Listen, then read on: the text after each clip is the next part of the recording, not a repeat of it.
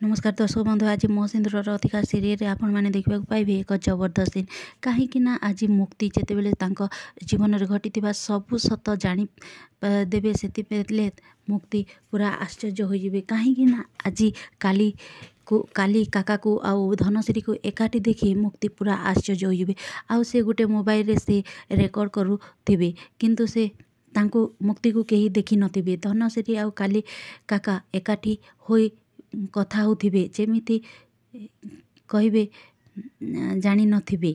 मुक्ति मध्य धनश्री आउ काली काकार कथा शुणा पाई लुचिकी थिबे। तापरे धनश्री कहिबे से तो तुम बड़ भाईर झियो ताहेले काली कहब से हेउची गोटे पाप संतान ना से आम परिवार ना से सिंधु वंशर ताहेले देहरे मो बड़ भाई रक्त बहु थाई पारे सत हेले ना ता माँ को सिंदूरर अधिकार मिलिथिला ना ए झियो को कौनसी प्रकारर कौनसी सिंदूरर अधिकार मिलिब।